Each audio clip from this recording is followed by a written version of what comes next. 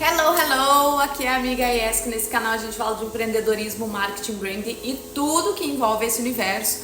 E a gente fala também de autoconhecimento, porque não tem como uma empreendedora tocar bem o seu negócio se ela não está bem aqui dentro, né? Então, mentalidade é o pilar principal das minhas mentorias, das minhas consultorias. Então, eu tenho falado muito sobre autoconhecimento, né? Porque pra mim, como empreendedora, é muito difícil eu não pautar a minha identidade nos meus resultados, né? O que significa que se eu tô indo tudo bem, se eu tô tendo bons resultados, se eu tô vendendo, enfim, eu me sinto bem, eu me sinto feliz, eu me sinto a mulher mais foda do mundo. E se isso não tá indo bem, se o meu negócio não tá indo bem, eu me sinto a pior pessoa do mundo. Ou seja, eu desassocio a minha identidade daquilo que eu sou e coloco a minha identidade no negócio. E a gente faz isso com muitas coisas, né? Com a vida em família, com a casa, com os relacionamentos, com o trabalho, enfim. Então eu tenho buscado muito, cada vez mais, esse autoconhecimento e esse entendimento de quem eu sou por trás, para além do meu negócio. Porque se a gente pensar, a gente aí é um universo, cada pessoa é um universo gigantesco e cheio de coisas, né, para se explorar, coisas boas, coisas não tão boas que a gente pode dar uma melhorada. E eu busco muito isso através dessas coisinhas aqui, né, dos livros, esse autoconhecimento e também para o negócio, né? Eu já indiquei vários livros mais técnicos aqui, realmente voltado para marketing, para vendas e tudo mais, mas hoje eu quero indicar um livro que ele traz até, não, é uma questão até um pouco espiritual, mais ou menos, que é esse daqui, ó.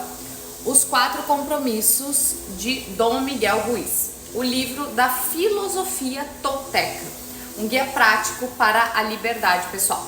Ele é bem pequenininho, olha só, tem 100 e pouquinhas páginas, e ele foi um livro muito, muito, muito importante. E eu vou explicar para vocês por quê. Primeiro, ele fala dos 4 compromissos da filosofia tolteca que eu vou contar para vocês. O primeiro compromisso é: seja impecável com a sua palavra. E aqui, quando eu leio isso, seja impecável com a sua palavra, eu penso sempre em relação ao outro. Se eu prometi algo para alguém, eu preciso ser impecável com aquilo que eu prometi. E eu preciso cumprir aquela promessa. E na verdade aqui ele traz uma outra abordagem, que é a gente ser impecável com a nossa palavra, com nós mesmos. E é por isso que a gente não pode ficar proferindo palavras negativas a nosso respeito. Então ele fala muito da questão de que nós fazemos compromissos desde que a gente nasce. Então você nasce, você é criada de uma maneira, os seus pais te falaram a vida inteira que a vida é assim, que a vida é assado, e você internaliza aquilo. Ou sabe aquela coisa que você leu? Algum dia uma professora falou: nossa, você é muito bagunceiro, você não vai chegar em lugar nenhum na sua vida. E você, de uma maneira inconsciente, internaliza aquilo e fica a vida inteira ali se sabotando em relação a isso, repetindo isso pra você mesmo. Ah, eu não vou. Aí quando algo não dá certo na sua vida, você vai lá e repete: ah, eu não presto pra nada mesmo, né? Muitas vezes isso só acontece aqui dentro, porque a gente externaliza algo diferente, né? A gente externaliza: ah, não, porque eu sou bom, porque eu sou foda, porque eu sou isso, porque eu sou aquilo. Enfim, mas aqui a questão é do olhar para dentro. Então ele fala: seja impecável com a sua palavra, nesse sentido de contigo mesmo. O segundo é: não leve nada para o lado pessoal. E quando eu me dei conta disso, eu realmente parei de ser tão implicante com tudo. Sabe quando um cliente te tira do sério porque é uma pessoa extremamente sem noção? Porque a pessoa, eu vejo muito meu marido passando por isso em função do trabalho dele, daí ele me conta as coisas: olha esse cara aqui, o que ele me disse, tal, não sei o que. E eu sempre ficava putaça junto com ele, né? E esses dias ele me contando de um cliente, foi logo que eu tinha lido esse capítulo, e eu pensando: nossa, se fosse comigo isso, como é que eu ia reagir, como é que eu ia fazer, nossa, porque eu ia falar isso e aquilo, super reativa, né? Até que eu me dei conta que, tipo, cara, mas a pessoa não tá sendo assim comigo. Ela tá sendo assim porque ela é assim. Então não é em relação a mim, não é pessoal. Ela é assim porque ela é assim. E esse é um problema dela. Eu não tenho que absorver isso. Então você separa, você desassocia as coisas, né? Você tira, não tem nada a ver comigo, é uma questão dela. Isso é muito bacana. O terceiro: não tire conclusões. E aqui é meio que quase um não julgue, não fique julgando as situações. Não coloque uma classificação em tudo, tipo, isso que aconteceu, isso é bom, isso é ruim, tal pessoa é boa ou é ruim, isso aí, cara, não tira a conclusão. Se tu acha que algo, claro, não vai te fazer bem, vai te prejudicar, que uma pessoa tá sendo ruim pra ti, ok, se afasta, mas não fica nesse mental de julgar essa situação. E o quarto dê sempre o melhor de si. E quando ele fala dar o melhor de si, ele não fala assim, cara, tu tem que te matar para ser o melhor, para ser o super alta performance. Ele fala justamente ao contrário, não é nem se esforçar demais e nem de menos. É simplesmente dar o teu melhor ali naquele momento, porque quando tu dá o teu melhor, ninguém pode te ferir. As pessoas não podem te ferir porque tu vai estar com a tua consciência tranquila. Então aqui é uma coisa muito voltada para o nosso interno, para o nosso ser, para todo momento tu parar e olhar, mas a situação é boa ou ruim, mas como é que eu me sinto por dentro? Tal pessoa fez isso comigo, mas eu sei que eu dou meu melhor, então como é que eu me sinto? Eu me sinto bem com isso, então tudo bem. E esse livro mexeu muito comigo em várias questões, né?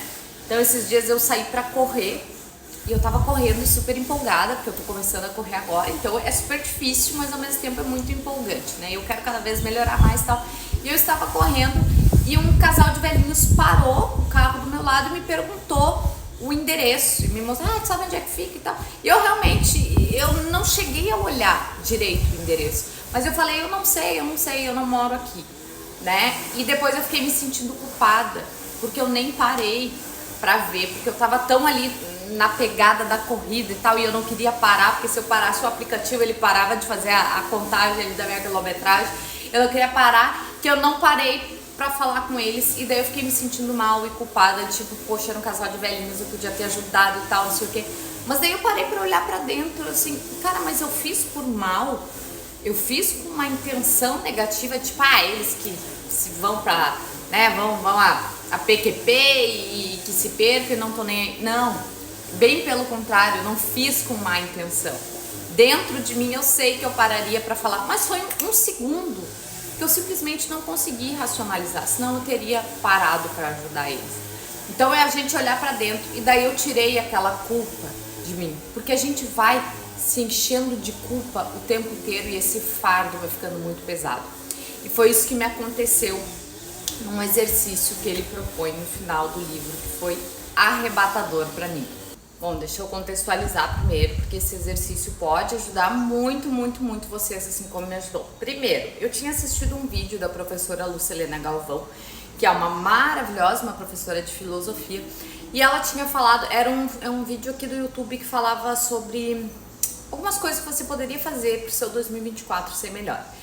Então ela falava o seguinte, que quando a gente tem um pensamento muito repetitivo, aquele pensamento negativo, seja a respeito de uma situação, de algo ou de alguém, sabe aquela coisa que fica voltando na tua cabeça e tu fala tipo, não vou mais pensar nisso, não quero mais pensar nisso, não quero mais pensar nessa pessoa, não quero mais pensar nessa situação, mas esse pensamento ele continua voltando. A professora Lucilena Galvão, ela falou, olha, imagina na sua cabeça que você escreve este pensamento num papel, que este pensamento é um papel. Aí você pega esse papel, amassa, faz uma bola de papel e joga ele fora. Só que o universo não deixa vácuo. E quando eu falo de universo não deixa vácuo, não é uma coisa mística, hippie, de abraçar a árvore. É porque realmente não existe vazio no universo. Eu vou te explicar melhor. Tá vendo essa garrafa aqui? Ela tá vazia? Aparentemente, a olho nu, ela está vazia. Só que na verdade não, ela tá cheia de ar. Ela tá cheia de bactérias, né? As bactérias que ficam no ar. Ela está cheia de oxigênio. Então, aqui, este espaço, ele não está vazio. Ele tem ar, ele tem oxigênio, ele tem uma infinidade de coisas. Ele pode ter até um gás que eu não tô vendo. Então nada fica vazio, tudo é preenchido o tempo inteiro. E a professora Lucilena Galvão falou que com os nossos pensamentos é a mesma coisa. Então não adianta eu pegar essa bola de papel, jogar ela fora e deixar esse espaço em vazio. Porque esse pensamento vai voltar. Eu deixei aquilo ali vazio, eu deixei aquilo ali aberto. Então eu preciso colocar um outro pensamento no lugar. E foi justamente o que eu fiz, né, com esse exercício que ela deu. eu tinha um pensamento muito recorrente que eu não gostava, eu queria me livrar daquilo e tal. E eu coloquei outro pensamento no lugar. E foi muito bobo o pensamento que eu coloquei. Foi da minha plantinha. Eu tenho uma planta que ela é a coisa mais linda, tem umas flores roxas assim. O nome dela é cirandinha, porque ela fica suspensa e ela fica girando o dia inteiro. Ela gosta de girar. Então eu pensei assim, cara, toda vez que eu pensar essa situação, eu vou pensar na cirandinha. E deu muito certo. Muito certo. Eu acho que eu precisei fazer isso por uma semana, de me policiar. Tipo, não vou pensar nisso, vou pensar na cirandinha. E esses pensamentos, eles simplesmente sumiram da minha mente. Então foi muito, muito bom eu ver como eu realmente consegui me livrar daquele pensamento, que eu já tinha tentado outras vezes, mas eu fazia justamente isso. Não quero pensar, não quero pensar, não quero pensar. E deixava aquele buraco vazio. Quando eu comecei a pensar na cirandinha no lugar dele, né, foi onde eu realmente consegui me livrar daquele pensamento. E o que o livro propõe no final? Ele propõe que tu faça uma lista, um inventário de todas as tuas crenças negativas, de todas as crenças que tu tem a respeito de ti mesmo ou da vida, e que tu substitua ela por novas crenças. Então eu fiz primeiro a lista dessas crenças e, gente, foi muito fácil de fazer, porque quando a gente tem que falar dos nossos defeitos, parece que é tão fácil, né? Parece que a gente sabe falar tanto do nosso lado negativo. Então eu fiz aquela lista e quando eu olhei no final aquela lista, foi como se eu fiquei meio que em choque. Foi como se eu tivesse recebido uma notícia de que alguém que eu amo muito tá com uma doença muito grave, tá com uma doença muito séria. Eu realmente fiquei em choque de perceber por quanto tempo eu coloquei aquele peso em cima de mim mesma. Então era como se cada coisa daquela lista fosse um pezinho aqui em cima, um pezinho. E que esse peso ele estava tão grande que ele era quase maior do que eu. Quando eu percebi o quanto eu me impus essas coisas durante tanto tempo, sério, foi muito chocante, realmente. E foi um exercício muito rico. Tanto que eu terminei a lista e eu precisei ficar um tempo assim quieta, sabe? Eu fiquei um tempo quieta, absorvendo aquilo. Foi muito chocante perceber o quanto a gente se maltrata sem necessidade, o quanto a gente vai adquirindo essas crenças e vai tornando aquilo a nossa identidade. Então eu terminei essa lista, esperei um tempo, esperei eu entender aquilo, não fiz uma coisa correndo.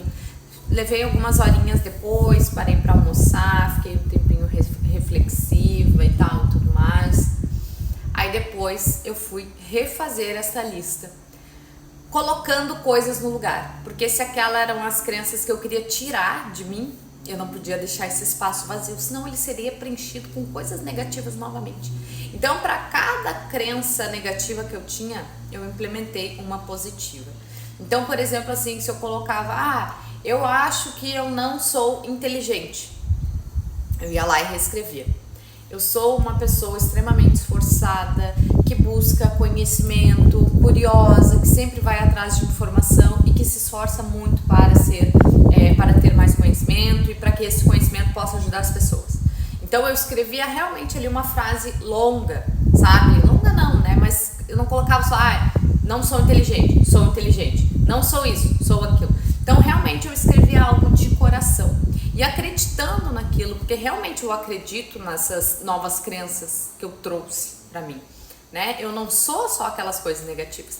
E foi muito gostoso fazer isso. E logo depois eu fiz uma meditação de gratidão. Fiz uma meditação sobre perdão, peguei aqui no YouTube também, da Raíssa Zocal, que eu gosto muito das meditações dela. Então peguei lá a Raíssa Zocal, meditação do perdão, para eu realmente me perdoar. E foi muito bacana, chorei horrores fazendo essa meditação depois. E me senti muito mais leve, me senti reenergizada, sabe? Realmente parece que eu consegui me livrar daquelas crenças. Depois, eu fiz assim, mas num ritual muito meu, o livro não fala pra fazer isso, mas eu me senti, sabe, realmente como algo, tipo, vou deixar essas crenças pra trás. arranquei aquela página das crenças negativas, coloquei fogo nela, deixei aquilo queimar e realmente, sabe, entreguei, isso não me pertence mais. E agora, cada vez que eu penso algo negativo sobre mim, eu imediatamente substituo por algo bom, por uma crença boa, mudo aquele pensamento e até escrevo nesse meu caderninho. Então foi um exercício assim muito rico, que me trouxe mais autoconhecimento ainda, para eu entender que todo aquele peso que eu estava colocando, estava me colocando para baixo, estava fazendo com que eu não acreditasse em mim mesma e que eu precisava mudar isso. E quem tá nessa busca de autoconhecimento também consegue perceber de maneira mais sutil essas questões, né? Essas crenças que a gente acaba tendo e que vão nos sufocando e abafando quem a gente verdadeiramente é, porque somos seres aí de luz, né? Pessoas incríveis. Cada pessoa é um universo inteiro. Eu entendo de um monte de coisas que vocês talvez não entendam, porque eu já estudei sobre aquilo. Vocês talvez entendam de um monte de coisas que eu não entendo, porque eu nunca estudei sobre isso. E com isso, eu posso aprender muito com vocês e vocês comigo, e é uma troca gigantesca.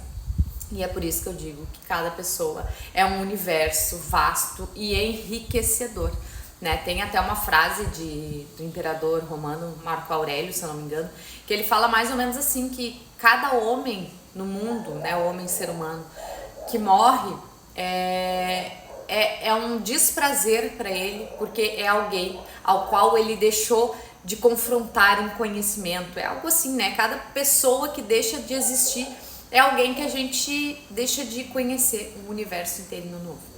Espero que esse vídeo tenha feito sentido para vocês e que vocês façam também esse exercício, que seja bom, que vocês consigam se enxergar de uma nova maneira. E depois me conta aqui nos comentários o que vocês acharam.